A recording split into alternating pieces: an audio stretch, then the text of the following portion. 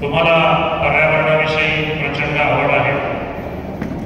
शिक्षक असूनही तुम्ही पर्यावरणाच्या प्रेमात पडलात ही खूप मोठी गोष्ट आहे, कारण शिक्षकाला नियोजित वेळ कामासाठी कमी पडतो। परंतु हे सर्व असताना तुम्ही नोकरी, आवड, वेळ, पैसा आणि श्रम यांची सांगड कशी घालता याविषयी तुमच्याकडून ऐकायला येतं।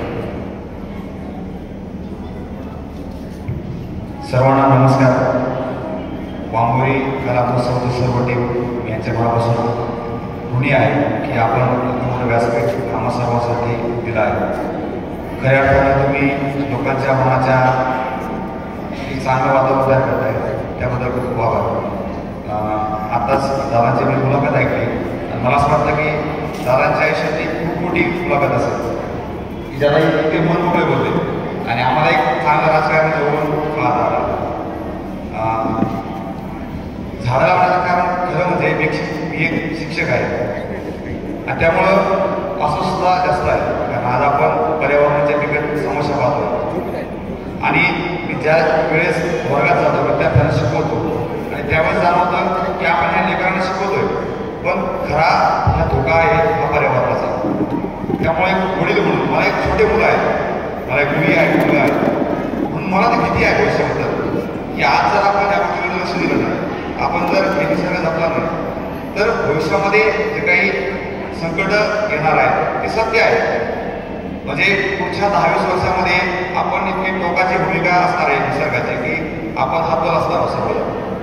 त्यामुळं कुटुंबाबरोबरच शाळेबरोबरच अनेक गोष्टी मला सांगावीशी वाटते की मी झाडं लावण्याबरोबरच शाळेत पण खूप प्रामाणिकपणे काम करतो, कारण त्याच्यावर आपलं पोट चाललंय। जे आपले सर्व लेकर आहेत त्यांच्यावर कोणत्याही अन्याय न करता शनिवार रविवार आणि सकाळचे 2 तास असे नियमितपणे मी गेल्या 8 वर्षापासून काम करतोय। मला असं वाटतं की जर झाडं जर माझ्या आयुष्यात आली नसती तर इतकी मोठी संधी मला भेटली नसती। त्याचबरोबर दादा मला गोष्टी खूप सांगायची वाटते की झाडाने मला इतकी चांगली माणसं दिली की ती माणसं कधीच पैशाने मला विकत भेटली नसते किंवा कोणत्याही गोष्टी भेटली नसते।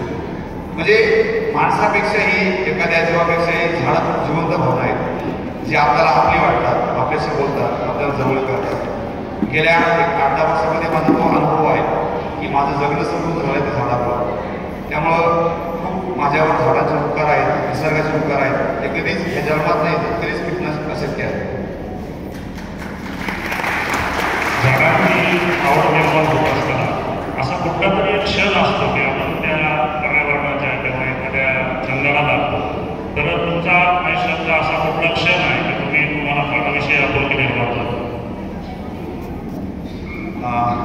मी लहान होतो, साधारणतः मी 12वीला असेल आणि आमच्या शेतामध्ये खूप बोराचं मोठं झाड होतं। आम्ही सर्व कुटुंबीय, आम्ही सगळे भावंड ते आम्ही बोर खूप आवडीने खायचो आणि ते केवळ झाड बांधावर आहे म्हणून आमच्या चुलत्याने वडिलांनी ते झाड जशी आणून पडलं, तर ज्यावेळेस ते झाड माझ्या डोळ्यात तुटत होतं त्याच्या वेदना माझ्या मनात झाल्या। ती फांदी ज्यावेळेस फाटत होती, मुळा जेव्हा सुटत होत्या, त्यावेळेस प्रचंड वेदना झाल्या आणि त्यावेळेस वडिलांचा, चुलत्यांचा, भावनेला इतका राग आला, असं वाटलं की यांना सगळं सोडून आपण लांब जावं।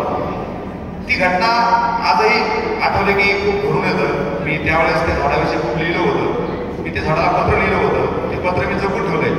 पण ते झाड माझ्या आयुष्यामध्ये एक असं एक पॉईंट आहे की तुम्ही कधी विसरू शकत नाही आणि मला भविष्यामध्ये जे काही मी केलं आहे किंवा करतो आहे, खरं तर मी एकट्या करत नाही बरं का, याच्यामध्ये आमची खूप मोठी टीम आहे, मित्रमंडळ आहे, एक चांगलं संघटन आहे। तर ती गोष्ट अशी होती की ती बोराचं झाड, त्याच्यामुळे मला माझं आयुष्य बदललं। अच्छा, मी पुढचा प्रश्न विचारतो। हल्ली माणसं एकमेकांशी बोलत नाहीत, व्हॉट्सअपवर जास्त असतात, अशा वेळी तुम्ही एवढं मोठं निसर्गाचं फार मोठं काम करताय, झाडं लावताय, तर तुमच्या मागे प्रेरणास्थान कोण आहे? मी ज्यावेळेस पर्यावरणात काम करायला सुरुवात केली त्यावेळेस मला सुंदरराव बोरगुणा यांचं नाव माझ्या सगळ्यात त्याचा चेहरा माझ्या समोर आहे। मी सुंदरराव बोरगुणा अशी व्यक्ती होती की त्याने पूर्ण आयुष्य एका झोपडीत काढलं, गवताच्या झोपडीमध्ये। त्या माणसाने लाखो झाडं लावली, खूप मोठं काम केलं, पण स्वतःसाठी काहीच केलं नाही। मला असं वाटतं की आपल्या पुढच्या पिढ्यांसाठी, आपल्या लेकरांसाठी आपण ही गोष्ट करायला हवी, म्हणून सुंदरराव बोरगुणा हे माझे एक आयडल आहे। आणि शेवटचा प्रश्न आहे, निसर्गाचं सारं संतुलन बिघडतं,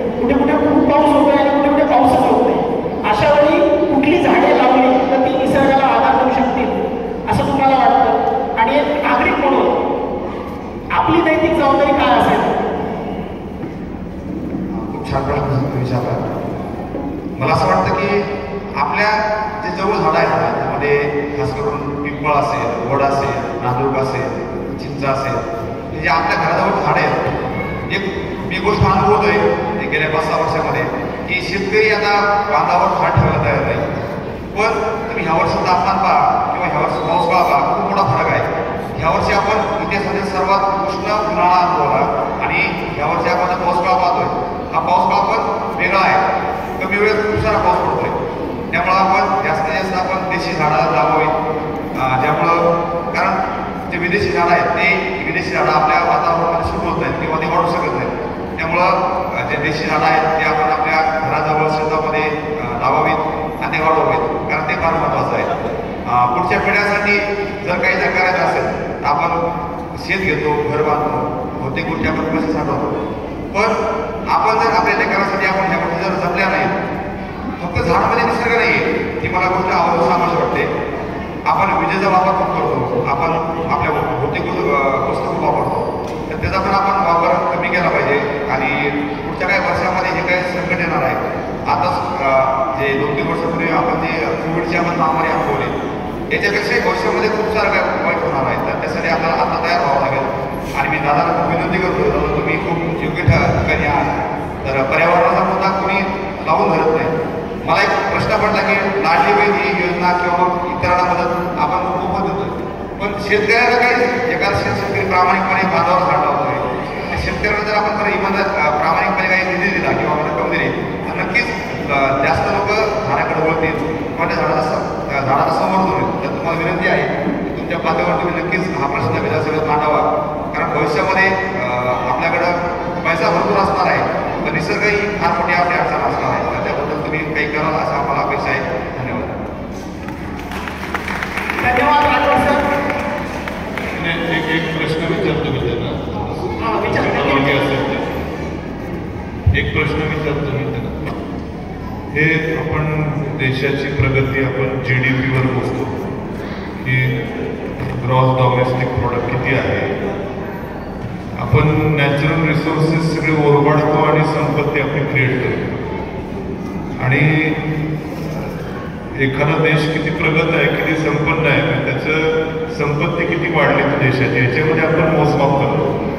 आणि हे करताना आपण निसर्गाची पूर्णतः ओरबाड करत असतो.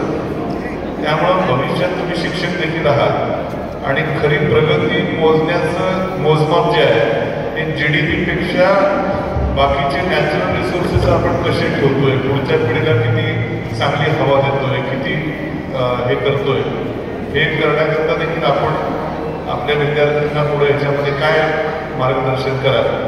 आणि त्यांनी मला जो विचारला प्रश्न की आता विधानसभेत मी आता अधिवेशन संपलं, आता कदाचित पुढच्या टर्ममध्ये आम्ही प्रश्न विचारण्याच्या भूमिकेत असतो का उत्तर देण्याच्या भूमिकेत मला माहीत नाही. पण मात्र जशा लाडकी बहीण योजना आहे तसं लाडके वृक्ष हे देखील धन्यवाद दादा.